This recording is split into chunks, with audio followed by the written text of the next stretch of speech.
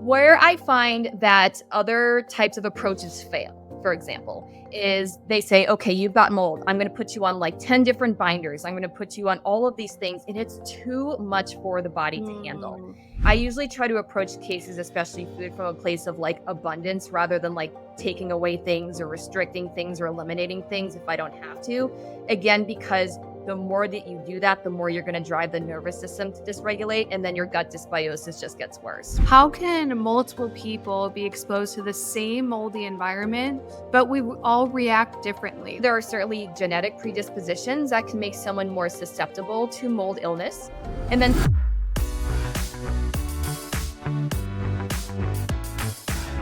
Hello and welcome back to the Vibrant Wellness Podcast. I'm Dr. Emmie Brown, here with the one and only Melissa Gentile.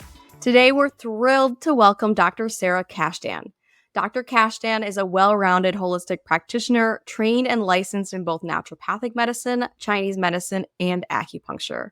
This combination of Western and Eastern medical training provides her patients with a truly integrative approach to healthcare for complex conditions such as mold illness, histamine intolerance, and autoimmune disease. Her toolbox includes nutrition, lifestyle, nutraceuticals, botanical medicine, and homeopathy to help her patients achieve optimal health. And if that wasn't enough, Dr. Kashdan is also a certified yoga instructor and competitive powerlifter.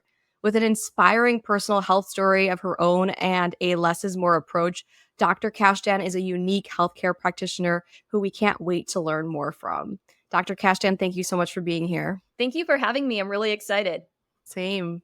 Okay, so we know as a cancer survivor yourself, I imagine this has shaped your approach to patient care. And I'm wondering, what was the turning point that made you realize you wanted to do things a little bit different?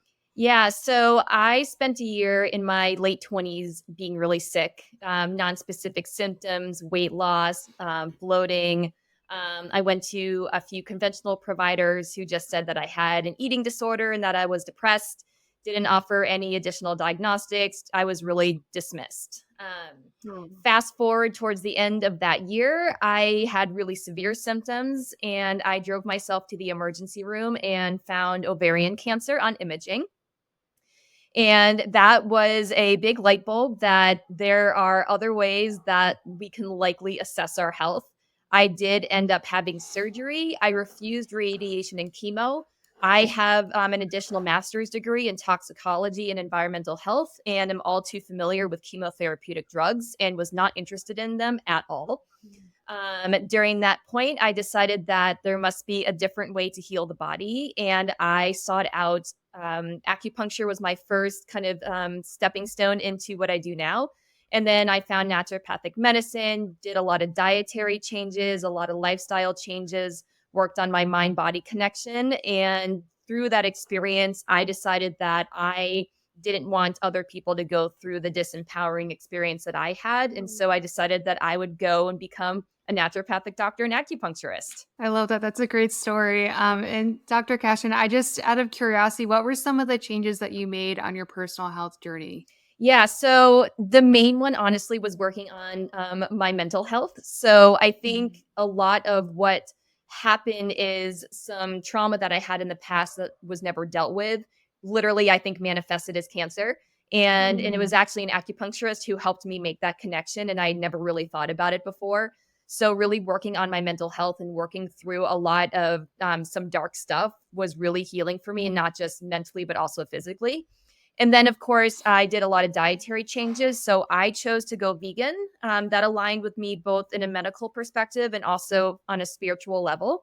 And I've been vegan since then. I've never had a recurrence of cancer. I'm extraordinarily healthy.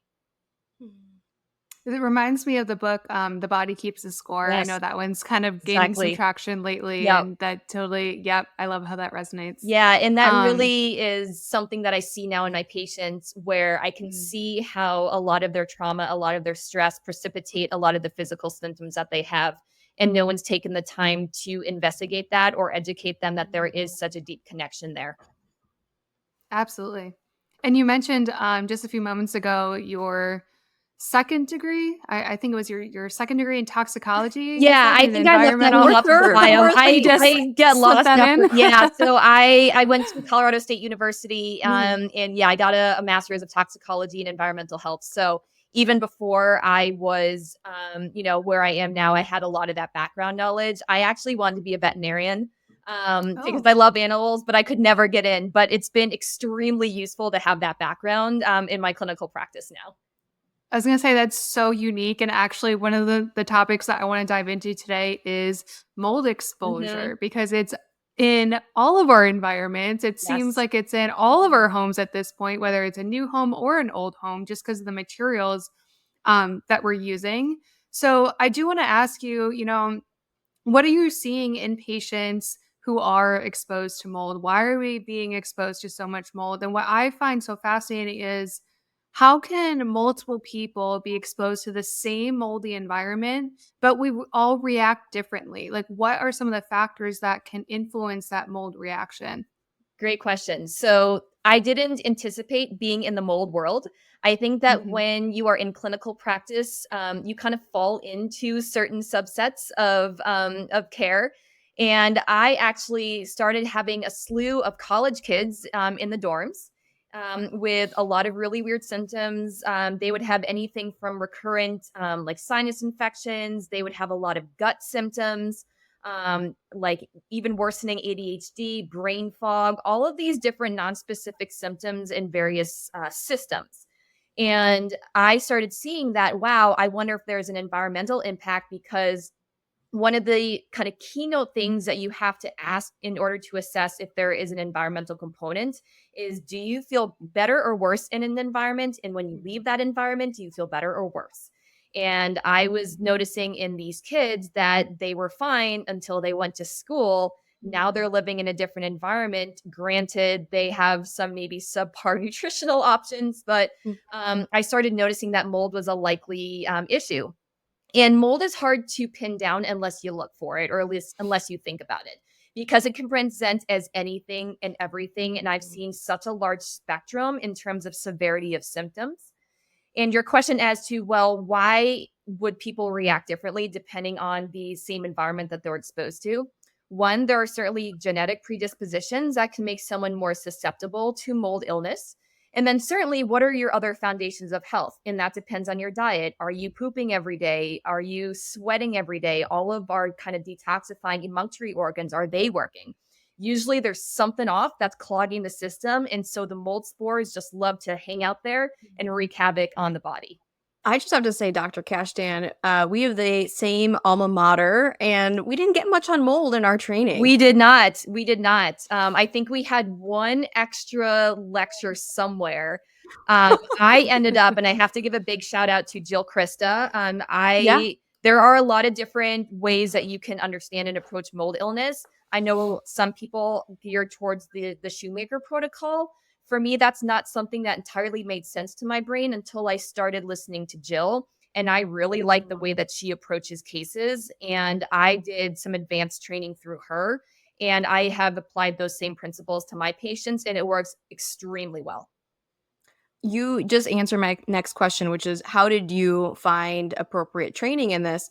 And that leads me to my next one, which is your less is more approach. Does that weave into Dr. Krista's approach to mold? And can you tell us a little bit about that? Absolutely. Where I find that other types of approaches fail, for example, is they say, okay, you've got mold. I'm going to put you on like 10 different binders. I'm going to put you on all of these things. And it's too much for the body to handle.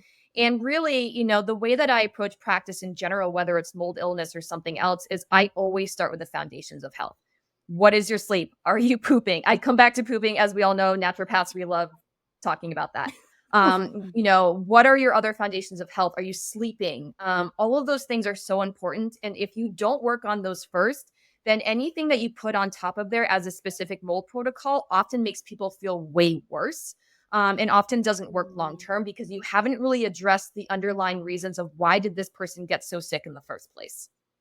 That's such an important approach to take, because it's like, why throw supplements at a system that's not functioning at a baseline level? Yeah. And And especially too, these people are so sick where sometimes, the treatment actually causes more problems than the underlying issue itself. And you just have to be exceedingly careful with how you're going to stepwise treatment plans so that people have the best possible outcomes without having to go through, detox reactions or all of these other things that can come up in the presence of mold. when do you know that a patient is ready? I mean, obviously, they're eliminating readily. That's improved, right? They're able to sweat. Maybe they weren't able to sweat before. But, how long can that take before you start to see that in kind of your general population, Yeah. especially So, with kind of to constipation? take a first step back, the first thing is to either get someone out of the mold or get a proper Mm, remediation done because you can't heal in an environment that makes you sick. And the amount of letters that I have had to write for patients to get them out of college dorms, to get them out of rental properties, all of these things, it is astronomical how many letters that I have to write. And I feel like I've gotten really good at understanding tenant law in the state of Colorado, where I can at least get people out because that's the most important thing. And then in terms of being ready, as you know, every body is different. And some people mhm, respond really well to basic treatment plans. And other people, you need to start to go up the ladder in terms of, quote unquote, invasiveness of treatment. But generally, I find that I don't have to do a lot in order to get good clinical results. mhm. What is your go-to for constipation? Because I think that that's really going to be a priority for a lot of people who want to tackle mold, but they're constipated. Yeah, it's a great question. And my answer is always going to be it depends because why are they constipated? Are they constipated Mhm, because they have low, poor gut transit? Are they constipated because they have like a SIBO thing going on? Are they constipated because their diet is suboptimal? Are they not getting enough yeah. fiber? So, my go tos are usually, the magnesium citrates, sometimes, the various like laxative herbs. But really, the more that I can get the body to do its own job, like if I give someone bitters, that works really well to actually start that gut peristalsis. Sometimes that can be helpful. But again, it really depends on the unique constellation of the clinical symptoms that I see, what people are willing to do, and then what are the unique circumstances that they're bringing to the table. Sure, of course. Yeah, we want to individualize this. Yeah. Which brings me to my next question. What is your approach to testing? I imagine maybe in some individuals, direct testing of mycotoxins may be enough, but do you also consider additional labs like cytokines and genetics? Great question. It so again, it depends. If someone is building a legal case, I am much more pushy about doing testing. I do like the urinary mycotoxin testing. I use Vibrant. In terms of other things, I know some people use blood testing. It really depends. I'm so honed in on when I think something is mold that if I have to test someone, I will. But sometimes I just kind of start them on a basic treatment plan and see what happens. A Mm, lot of times with testing though, especially with the urinary mycotoxins, is if they are not, if there isn't enough to test for because the body is holding on to it, then you will get a false negative. That right. happens often. And then sometimes too, depending on what they've been eating, are we going to have a false positive with some of the common ones like the ochratoxins and the citronins?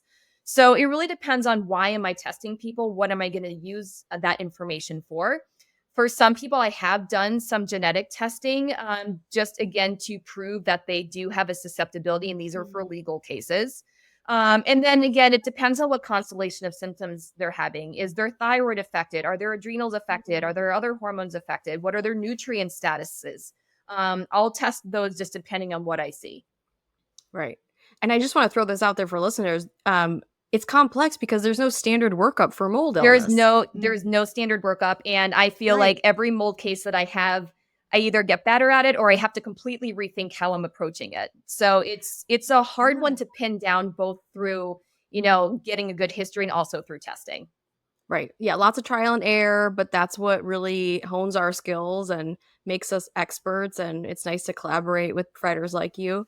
Um, I what have about home to testing? Say that again? Home testing for Home mold. What do you testing, like? yes. I'm a big fan of the ERMI testing.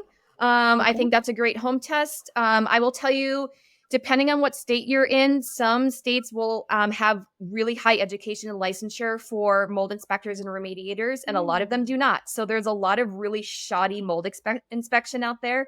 I have a friend who I have made in Colorado who is at the highest level of inspection, and so I consult with her often of is this Nice. legitimate or not legitimate. The thing with mold, though, is I think there is a preconceived notion that it looks like black mold all over the walls. It's kind of all over the place. Oftentimes, you're not going to see it with your own eyes. It's behind walls, it's under carpets, and it's in HVAC systems, it's in attics. So unless you are specifically looking for it and you're doing it in a way that is appropriate, you may miss it. Hmm. And you mentioned a few moments ago that you're really honed in on mold symptoms, and you can kind of tell even without testing if you don't really need to do the testing for like a legal case. What are some of those telltale things that you're like, okay, I'm very sure this is mold? Exactly. So kind of what I said at the beginning, if someone feels worse in an environment and they feel better outside of that environment, that puts mold really high on my list, or some other environmental exposure. A lot of times I will see both mold exposure go along with things like candida, gut dysbiosis, a lot of gut symptoms, because those two like to kind of potentiate each other. Sometimes I'll just look at someone's tongue and it's super thick and white. And I'm like, ooh, I wonder, why are you having yeast overgrow? Yeast and molds go hand in hand. So it's really, really simple questions that I think are helpful. There are some questionnaires out there that can be helpful for people as well, to be a little bit more scientific about it, other than just my brain going. But so far, I have not been wrong about any mold cases. I love that. And I do have to ask real quick too, because you mentioned dietary mold. And I always like to ask this when we bring up mold on the podcast here, but if someone's testing positive for dietary molds on a urinary mycotoxins test, but maybe not testing for those environmental molds, is that just kind of saying like this patient just needs to stop eating mold and they don't really have a mold issue potentially? I don't think we know enough to make an exact determination on that. I think that we all likely have mold in our body. There are mold spores all of the everywhere, but what amount is actually pushing a system over the edge? And I do see common ones that are found in food all the time, but usually the severity of symptoms far outweighs what I'm seeing necessarily on a test, where, okay, if you're eating just a little bit of grains, you should not feel this bad in so many systems. Got it. Yeah. That Mold kind is of paints the tough. Mold picture. is really tough. Yeah. And I feel like I learn something new all the time about mold. Same, yeah. And do you mean, Dr. Kashdan, that it depends on the individual and their susceptibility? Exactly. You know, I can eat Exactly. a little bit of dietary mold and be okay, and the next person may feel miserable despite not having environmental exposures. Exactly. And that's why I think that in terms of testing, I don't think there is one perfect test for mold. I don't think there's a perfect test for a lot of things. It's really, you have to take what you see for results and put it into clinical context. Mm-hmm. Absolutely, yeah. So I want to transition to histamine intolerance. I think there's a lot of mystery around this, yet we're seeing a lot of it. We're Yep. hearing about MCAS very often nowadays. And so why do you think we're seeing more histamine intolerance now? And is there a connection to autoimmunity? So I think we're seeing a lot of histamines now because we're thinking about it. It's kind of like when you have a hammer, you're going to see a nail, right? I think for sure we live in a toxic world. I think the more that we're exposed to, the more that really offsets our immune system. I think that a lot of times, substandard diet, high stress is a huge driver for histamines and autoimmune disease. I think it's, a lot of the mast cell and a lot of the histamine and a lot of the autoimmune are an unfortunate byproduct of the modern world that we live in. How does that link back to gut health and gut dysbiosis? Because from what I understand, I think certain bacteria can produce histamine also that kind of lead to that histamine overload. Yeah, and that's kind of an area of cutting edge research where we're looking a lot more at the composition of the gut microbiome and how that, associates with things like histamines and autoimmune disease. Obviously, we know the importance of the gut microbiome when it comes to everything, essentially, right? A lot of our immune system is found in our gut. We're more gut bacteria than we are anything else. And there are a lot of really cool studies that people are doing about like what specific composition of the gut microbiome leads to a higher chance of a histamine intolerance or an autoimmune disease. But, everything affects our gut. Stress, I'm going to bring up stress all the time because in all of these patients, stress is such a high driver. Even if you're eating the most perfect healthy diet, for some people, a lot of the healthy foods are histamine, either high in histamines or histamine releasing. So we have to think about, okay, yes, the gut is important, but also what is the nervous system doing around the gut? And I think that's the place where I'm seeing a lot of things get missed because we're so focused on the gut, but we're not focused on life outside of the gut. And how do you begin to approach a histamine intolerance? Like you're suspecting it in a patient. How do you kind of mitigate that? Yeah, so there again, coming back to testing, there are some tests that are kind of helpful, but I generally think that histamine intolerance and mast cell is more of a clinical judgment than anything else. And I've seen, histamine intolerance and mast cell is more of like a multi-system effect, whereas the histamine intolerance is much more specific to what I generally see with gut. Um, it really just depends because it presents in so many different ways. For some people, it is okay, I eat a high histamine food and I don't feel good. Then we take those high histamines out for a short period of time and kind of use that as a diagnostic tool to see are histamines a part of the issue. But then it's like, no, does someone have endometriosis? And we know that, estrogen dysregulation and histamines can go hand in hand. So is it a hormonal issue more than it is a gut issue? For some people, they have the skin issues. They're allergic to everything. So there's such a large spectrum of what I'm seeing. And I'm sure I've missed histamines in a lot of people because it's really hard to pin down in a lot of people. Yeah. That's what I have heard, that it's really hard to, unless you're having like an active flare, it's so hard to see it on blood work. So yeah, we do. I feel like have to rely so heavily on just symptoms and kind of piecing everything together.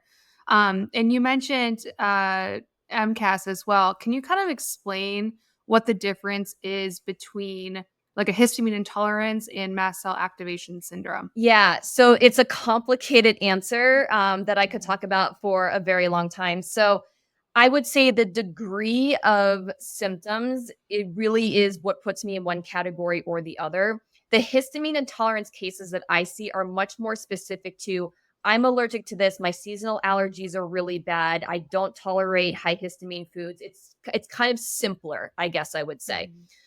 For the mast cell, that is much more of it's going to show up in any or every system. What is setting off mast cells to act inappropriately?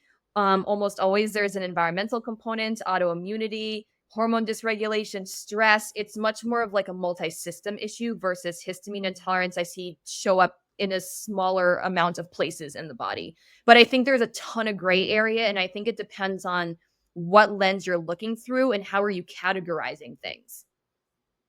So I don't have like a really specific answer because we're still learning so much about it. Right. It's so new. But yeah, no, this is all really great insight.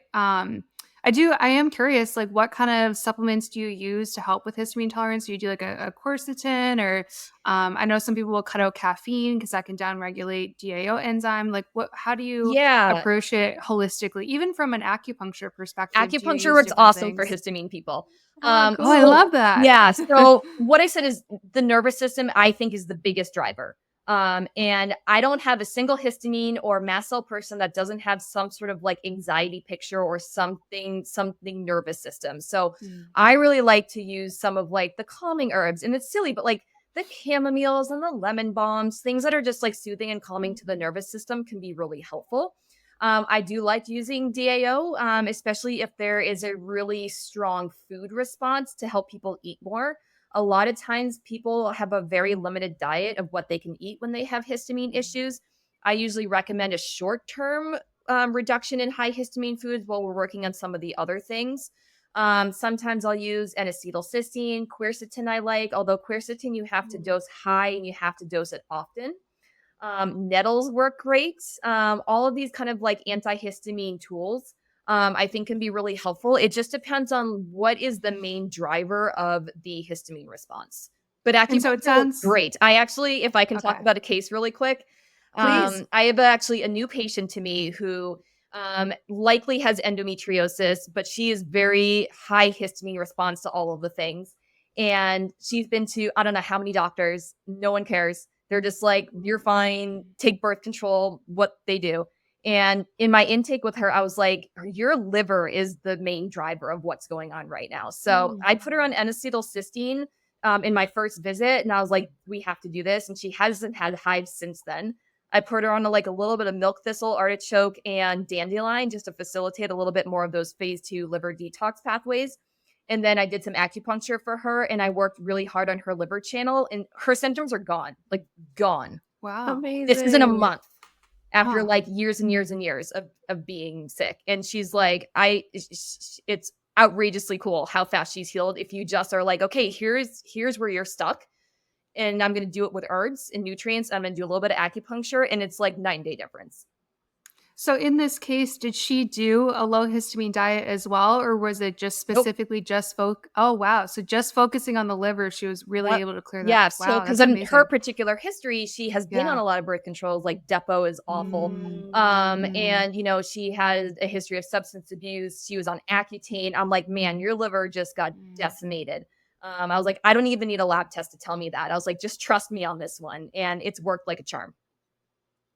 So cool. Was it purely that history that you just reviewed, Dr. Kashdan, that you made you pinpoint the liver? Exactly. Or anything? I wonder also with acupuncture, or like, I don't know how you assess, you know, the Chinese medicine. I feel pulses and I look at tongue and I feel some other things. Yeah. You know, for her pulse, so in Chinese medicine land, pulses associate with different organs, but not necessarily the Western physiology. It's more of like a Chinese medicine energetic physiology.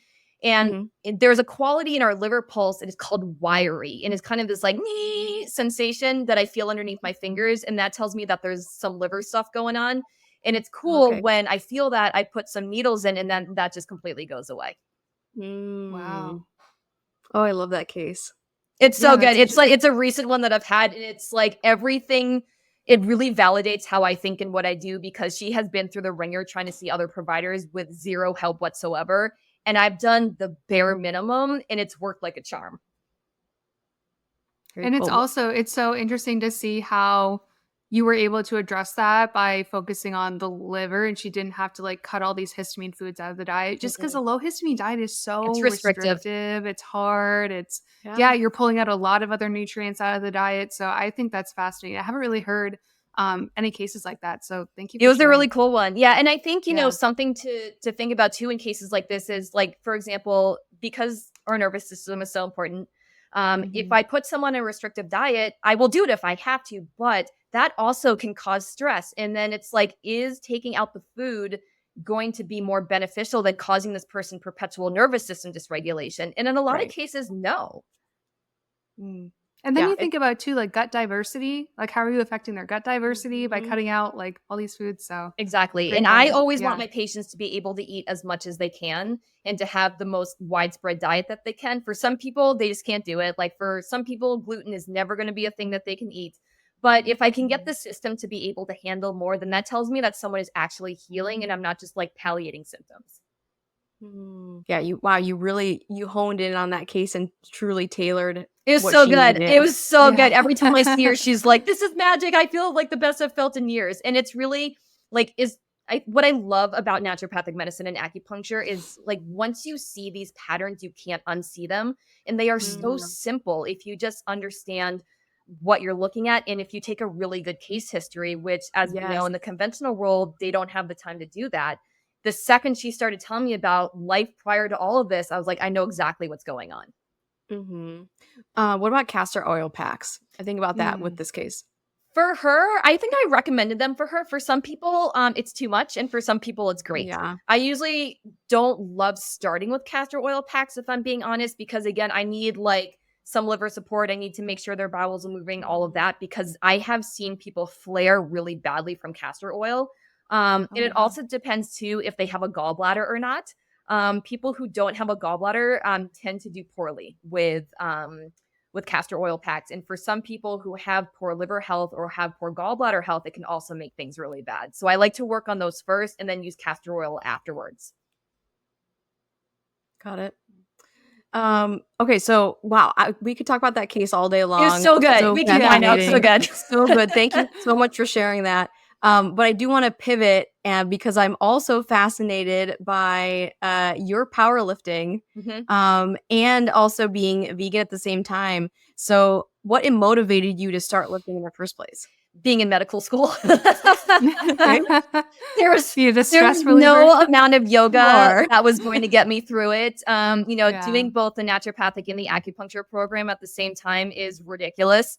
I don't know if I recommend it for most people. And I didn't know how to deal with myself. And so I've always felt really good working out. I've never really considered myself an athlete, but I started lifting and I felt amazing.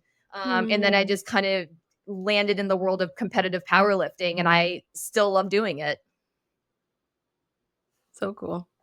And as a competitive powerlifter, how did you start to navigate nutrition? You mentioned at the beginning of this interview here that you are vegan, and you have been vegan for a very long time from a spiritual perspective and a medical perspective. So how do you tailor that to also support your endurance and performance? Yeah, great question. So I think that there's a misconception that nobody can be vegan or do it well. And that's not true. Every body is different. I don't promote a vegan diet for all of my patients. I don't think it's appropriate for everyone.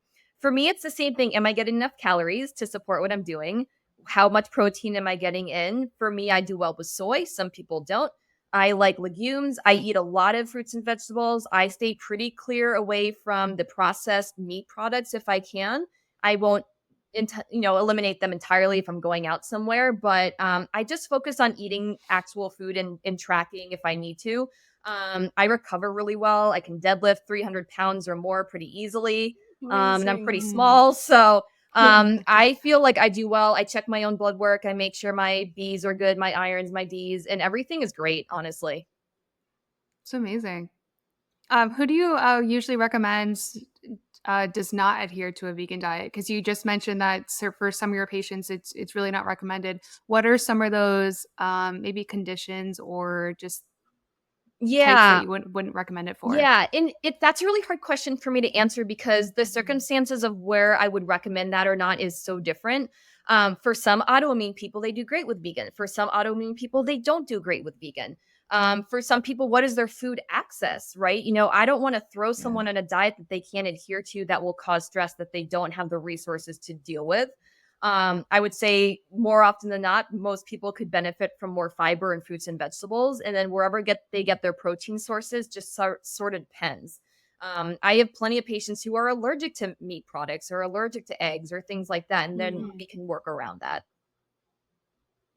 And if you have a patient that has like maybe some gut dysbiosis or a lot of digestive issues, do you recommend steering clear of certain types of vegetables or raw vegetables? And I know like Chinese medicine can kind of play into this a little bit. Yeah, Yeah. It's hard to say. I think that it depends on like how good your digestive fire is. I find that most people don't do well with raw food. So I try to steer people away from there. Does someone have an overt nightshade allergy? Do they have a gluten intolerance? Do they do well with dairy or not? And sometimes I'll do some food testing to hone that in. And other times, I find that people eat the same stuff all the time. And so I really try to encourage more biodiversity first. I usually try to approach cases, especially food, from a place of like abundance rather than like taking away things or restricting things or eliminating things if I don't have to. Again, because the more that you do that, the more you're going to drive the nervous system to dysregulate, and then your gut dysbiosis just gets worse, right? So I really come from like a place of like, what can we add in, right? What tastes good? How can I make your life better? As opposed to like, you can eat 3 foods. Yeah, right. Because that's a stressor in of itself. It is. I'm nervous system honed in all the time because that is what I see as the biggest issue for so many things. Yeah, we have to be. Yeah. And honestly, even just on our podcast in general, we're seeing, a lot of practitioners are bringing this into their practice now and bringing in different programs and ways to address nervous system regulation because it's so important to our overall health. Like we can't heal if we're not getting to that state of parasympathetic, just rest and digest. Exactly. And allowing our body to heal. Most people are not in that state, So. No, and we can blame it on a lot of things, but I would say the way, our society is right now, it's a bit challenging. It is. It's really hard. And, I've had a couple cases where, I brought it to their attention that maybe their job is slowly killing them or they're on night shift or something like that. And I realized that that is not an easy change for some people, but I've had a few patients where they're like, okay, I'm going to switch to day shift. I'm going to switch to a different job. And like all of their symptoms go away. Wow. Wow. What about for people who are in maybe a high stress state like that? Obviously, a supplement is not going to fix a high level of stress. Like you can't out supplement like a stressful lifestyle. But are you thinking like minerals, B vitamins, like magnesium? Yeah, like magnesium. Are there some things? I love all of my adrenal herbs. My adaptogen herbs are really great. Some people, people's cortisol is dysregulated all the time. I love using, like ashwagandha works great. And some people, not all people. I love herbs are my go-to for this, or acupuncture if I can get someone in. Minerals, sometimes it just depends. But usually I'm an herb person when it comes to regulating the nervous system, and people respond beautifully to that. For some people who can't tolerate much of anything, and this can be some histamine people, this is where I'll come in with some of my homeopathics, and those can be really helpful as well. Oh, okay. So there's certain herbs that usually with histamine that people can't tolerate? So I find for some histamine people, it's like one more thing that the body has to deal with. It just can't do it. Uh, Even if it okay. makes sense medically or metabolically, they just can't handle it. So sometimes using more of the energetic therapies I find to be extraordinarily helpful for these people. And you just made me think of a couple questions too. You just mentioned cortisol patterns, and I know Yes. cortisol is a very big topic right now in the media. It's becoming mainstream. Everyone's talking about it. Mhm. Everyone, their mom knows what Very cortisol is buzzworthy. now. All of my Yes. young patients on TikTok tell me about that. I am not on TikTok. I'm too old Yep. for that. I unfortunately am still on there. It's Oh rotting god. my brain, but so it's a really big trend right now for everyone to drink their coffee after eating breakfast because they don't That want to does make spike a their huge cortisol. difference for a lot of people. Yeah. Yeah, I was gonna ask you about that. Like, but I'm also thinking too, like I feel like some people might be on kind of the opposite side here where maybe they've been producing cortisol so much for so long that now they're not producing any. And it's like everyone's trying to focus on lowering their cortisol, but like do you see patients where it's the opposite, where it's like they're just so burnt I out, would they don't say I have see any? more patients where they burn through it, Mhm. than they are, like, on the high side. So, where I usually see the high cortisol people is if they're, like, tired and wired at night, and that's a common question that I ask my patients, and it's disrupting sleep and things like that. I find by the time people come and see me, they're burnt out. They have low cortisol function in the morning. They can't get out of bed. They're tired all day long. And then so I usually gravitate towards, like, the more stimulatory herbs, or like some of the more stimulatory formulas, like the ginsengs can be really nice for those people. I really like licorice if someone doesn't have hypertension. So I really do like supporting people's adrenals, and most people are burnt out. Mm, You have to I like could see that. rebuild the system. Yeah. And, if we're going back to things like histamines, there is such a strong correlation between what cortisol is doing and what histamine is doing, because cortisol can be helpful or harmful depending on when it's spiking and at what time. Can you actually expand on that a little bit? Yeah, I've so never really heard that cortisol before. is really important for our immune system, and I think cortisol gets a Mhm. bad rep because we just demonize it. It is we would be dead without it. And so cortisol, if you think of things like steroids, for example, they are suppressive. They are suppressive pharmaceuticals. Cortisol has a suppressive effect, which we need for a lot of things. It keeps a lot of things in check. But if you think about histamines are such an important component of our immune system where if there's a mismatch between what our cortisol is doing and when it's spiking and when it's dropping and what our histamine response is doing, it can either potentiate it and make it worse, or it can be really helpful and make it better. Mm. Okay. Oh, that's an interesting tie there. hmm Again, that's where I say like nervous system and histamine people. I mean, I lump cortisol in with that. So many complex It's so complicated. It's so interrelationships here. complicated, but also at the same time, I feel like we tend to get really bogged down in the details of like, okay, this is at this level, all these things. I'm Yeah. much more of like a big picture person, and I like to put people into like categories or systems, and I really am much more of a systematic thinker than I am a symptom thinker, and I think that makes a really big difference in my like less is more approach of let's support a system to work better and then see what happens, and almost always that has a positive result. Yeah. That's a Love really that. great approach. It's kind of like you're truly getting to the root instead of like, masking a symptom with an herb. It's Even much though more herbs of are like a great. Yeah. naturopathic approach versus a Mm, functional medicine approach, and I think that there yeah. really is, to me, such a big distinction between those two, and I love details, and I love labs, and I love all of that, but at the end of the day, it's so much more simple in terms of understanding what's happening, and then you can get more Mhm. specific into the details of how you're gonna treat someone. If Mm. necessary. If Yeah, exactly, yeah. Exactly. Working up that hierarchy as you I am inferred such before. a proponent of the therapeutic order. I live it. I love it. That is where I work. I really feel like, and what I really took from naturopathic school is the philosophy of it more than anything else. And I really do Mm. apply the naturopathic philosophy to how I treat patients, and I find people do quite well. Yeah, that's beautiful. Before we pivot again, speaking of naturopathic medicine, I'd love to know about some Chinese herbs that you use as adaptogens because I'm less familiar with that, and I Yes. think our listeners would want to know Yes, too. absolutely. Mm. So in Chinese medicine, it's different in terms of how we look at herbs. So in Western medicine, yes, we think about like some herbs are hot, some herbs are cool, some herbs are this or that. In Chinese medicine, it's like 100 levels more complicated, where yes, there are temperature components of it, but what organs are those herbs working on? What meridians are they working on? Is someone in a deficiency state or an excess state? Are they stuck somewhere? So I would say like single herbs in Chinese medicine don't really work the way that some single herbs will work in Western medicine.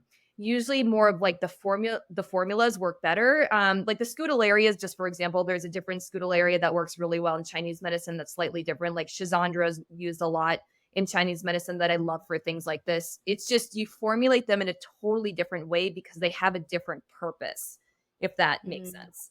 Yeah, and I just thought of it because I have a formula on my desk right now, and it has some Chinese herbs. So I just, I think it's interesting because I don't know what a lot of these things are, and it has the Chinese names. I'm not gonna show it, Yeah. but like it's a huge formula, and it's just interesting Yeah, because it's, there's tools Chinese in the herbs are toolbox. very different than Western herbs. I think Western herbalism is really easy and much more straightforward. Chinese herbalism is, to me, I think much more complicated because it's so much more encompassing of like, what are we trying to do? Because there are the physical aspects of what these herbs do, but there's also like the spiritual, mental, emotional, Mm, cosmological aspect of them I too. And it love it. depends on like, what system of herbalism are you using depending on how you're assessing a patient through their pulses or tongue or abdomen. So I right. don't have a simple answer for you because it's way complicated. Yeah, and it depends on the case, and you probably and there's so much overlap. There is Herbs a do ton of so many different overlap. things. Yeah. Yeah.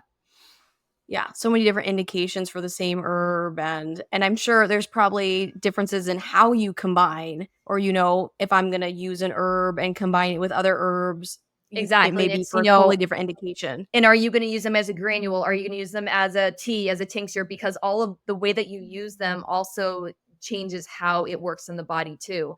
For some people, they can't handle, taking a decoction of something, but they can do a Mm. capsulated form. So, but that's what Mm. makes what I do really cool is because I have two systems of medicine that I can draw from. And a lot of times I combine them. And sometimes I say, okay, I don't know how to treat you with Western medicine, but I'm going to treat you with Eastern Mm. medicine. And then people do really well. I think we could have a whole other episode on how you like to approach botanical medicine, and that would be Yeah. Yeah, fantastic. yeah. I wouldn't say I'm like a master herbalist by any means, but I'm very intentional about how I use herbs, and Mm. I really like to use them more in like a truly a holistic stance versus just like, okay, here's like an herb that's good for histamines, right?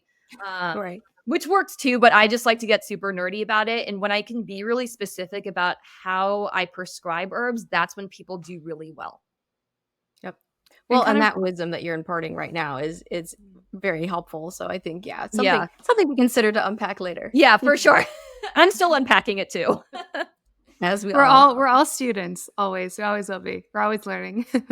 And kind of just real quick going off of this, when you are putting like a formulation together of Chinese herbs for a patient, are you giving them like maybe there's 5 different herbs together? I don't know how many you typically like will blend. Are you giving them like 5 separate bottles of individual stuff? Are you like taking things and putting them all in a big tea Yeah, tincture? Like what does it they're look like? combined. Chinese medicine herbs Uh-huh. work best when they're in a family together.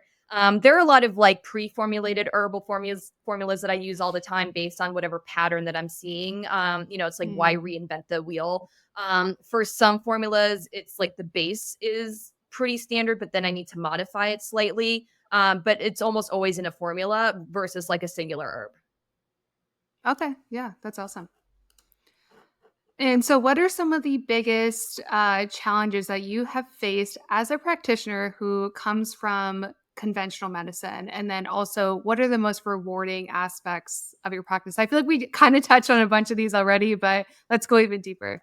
Yeah, I think the challenges are more of obviously I would like to have a broader scope of practice where I'm at, but Hmm. I think I at least in northern Colorado where I'm at, there is still very much a pushback against naturopathic doctors. It's very conventional here, very primary care here. There are also in Colorado, you can call yourself a holistic practitioner, a natural person, and there's no, consequence to labeling yourself as something. So there are very few subset of us who are actually licensed and educated to do what we do. And then there's a bunch of other people who do who knows what. So it gives us a bad name. I just would say, yeah, in terms of like challenges, it's just because it's hard to work with primary care or conventional providers here. There are some who I do like who are great, but I feel like I'm very much the underdog all the time, despite all of the knowledge that I have. And honestly, I'm smarter than a lot of them. But it's a hard climate here. That being said, my patients do great because they've seen all of these other providers. No one's cared. No one's listened to them. None of that. And I provide them the space to tell me their whole story. Again, I can hone in on things pretty easily of what I think is going on. And I would say, no doctor bats 100, right? But I would say in terms of my success rate, it's quite high. And I see amazing magical things all the time. And it's what keeps me going. Oh, I love that. Do you take virtual clients or only in person, or patients, I should say? I can see virtual. I'm only licensed in Colorado. Oh, okay. Gotcha. So you can always do virtual consults for people who reside in that state. There are some gray area loopholes that I don't know if I should say publicly, but I can treat people in other neighboring states, I guess I would say, if they come and see me in person first. Oh, amazing. Dr. Kashdan, while we're on this topic and before we wrap it up, I think that you'd have a lot to say about coordinating care with conventional practitioners for those listening who are practicing functional medicine. Maybe they have limited scope. Maybe they don't have licensure. There's a lot of health coaches who want to do a lot of good, and they do. But they need to coordinate care with primary care providers for best outcomes. How do you recommend they do that? Yeah, I can only speak to my personal experience. I try to work with conventional providers in town who one, I can trust, and two, who will have a good relationship with me. And that just takes time to build those. This is funny. I have like a naughty and nice list on my computer of providers who I trust and who I think will do a good job and work with me, and others who are completely dismissive. I can't get my patients in to see them. So I think it's, really establishing good relationships and also just doing a really good job. I've certainly brought in a lot of other providers into my network because they see that I know what I'm doing and I'm smart about it. And I'm not just going to put them on like a bunch of supplements and hurt my patients, right? So I think it's like networking, trying to like take the high road, doing a really good job. And then I have a lot of patients who are like physician's assistants and nurse practitioners because they're over it and they see it, but they don't have the education. So then they get to come and see me as patients, see what I do. They love it. Then they get to practice better. Then they get to kind of help me build my network. So it's really nice to be able to use a patient population to then network to like a larger population. That's So actually a really beautiful, like symbiotic relationship there. Like you're helping them and they go on. Yeah. Oh, I love that. I feel like so much of medicine. We need more of that. Like people practice out of ego, right? And it's like, don't step on my turf. Don't do this. Like my goal is patient health. And if I'm not the right provider for them, I have no problem telling somebody that. And I will find someone who is. And I think if we come from a place of like patient-centered care, like actual patient-centered care, and not just practicing from a place of ego, then I think people would be served better. But I don't think we're quite there yet. Getting there, hopefully. I think there's for sure a shift. And in the network of providers who I know who are more open-minded, they love this kind of stuff. They just don't have the education. But then, I can send my patients to them for whatever. They can send their patients to me. And I think the better job that we do, just being really good at our jobs, being educated, being able to talk to other providers, then that kind of assuages some of the, trepidation that they have about who we are and what we can do. It's like we all have the same goal. We're all just trying to get everyone healthier. Yeah. Exactly. And I don't know why we have to have a contest about it, but what are you gonna do? Well, I was even going to say, like even when you were speaking earlier about what sometimes we're practicing from a place of ego, is I've just noticed throughout this entire conversation is that you're extremely smart and intelligent, but you're also an investigator and you're also always learning from your patients, from different cases, et cetera. and you're confident in your approach, but you're not operating from that place of ego. It's just like, we just want to help patients feel better. Yeah. So Thank you. I think what you appreciate that. do is That's how I aim yeah. to be, and that's how I present Mhm. myself to my patients, and I'm really authentic about it. And I think that relationship that I get to create with my patients from a place of educated confidence, but also open-minded, investigatory curiosity, Mm. really makes it a partnership in terms of health rather than me having any sort of like authoritative, influence over them, because that's the way that I was treated. And I don't want to treat my patients like that. I love that term partnership there It for should be. the relationship between you and your patients. Yeah. I But give no, them that's to do. amazing. I need them to meet me Mhm. halfway and do it. Mhm. And I really like, I always think that health should be a team approach, whether that's with providers, like other providers, or with a singular provider. And when you approach it from that standpoint, it really gives people the autonomy and ownership over their own health rather than disempowering them or saying that I know everything and you know nothing, which could not be further from the truth. Mm.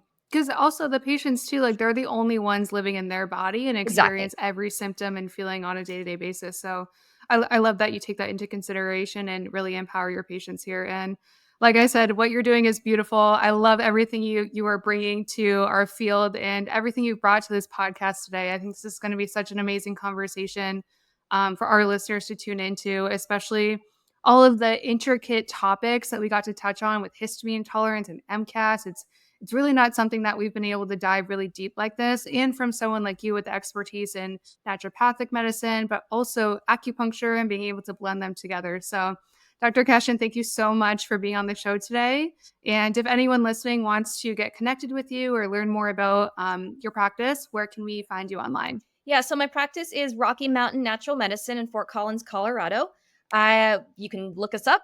I have a professional Instagram. I'm really bad about posting on it, but I have it. It's at Colorado Nature Doc, one word. So you can find me there. I really like speaking on podcasts. I think I'm a natural educator.